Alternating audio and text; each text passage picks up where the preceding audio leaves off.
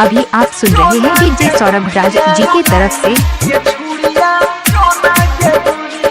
हमारा करे जब चलाई के छुड़िया जछी ससुरा का जोना के दुरिया। हमारा करे जब चलाई के छुड़िया जछी ससुरा का जोना के दुरिया।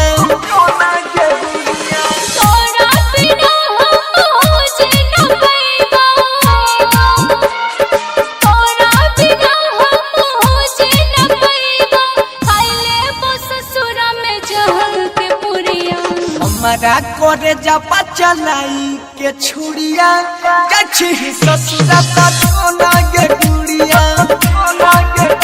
आगे हमारा करे जब चलाई के छुड़िया जछी ससुरा का जोना के दुरिया।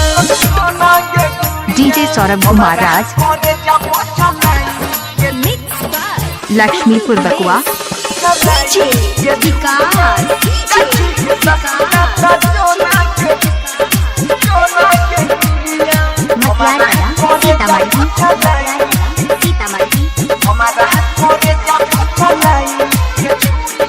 तोरा बिना हम जिए न पैबो,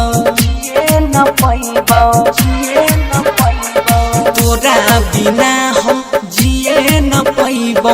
जहर जुदाई पी के मर जाइबो।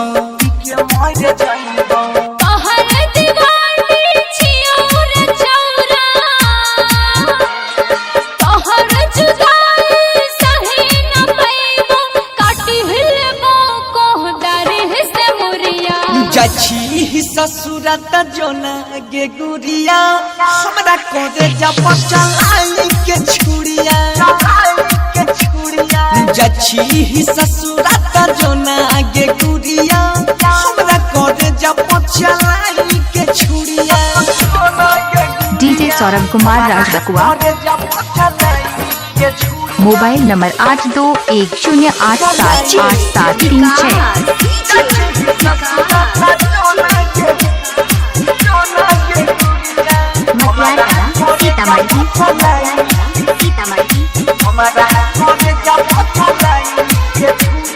खाई के किरिया गदलो ही धोखा।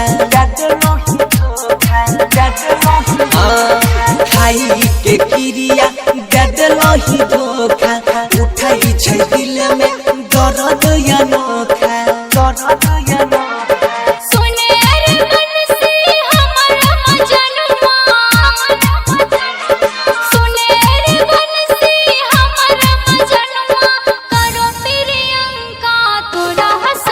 डीजे सौरभ कुमार राज, के हमारा करे जाम छुड़िया जछी ससुरा त जोना लक्ष्मीपुर बकुआ।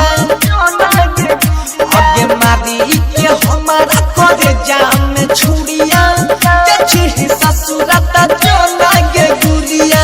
जय मां कत्यानी रिकॉर्डिंग स्टूडियो मानसी एक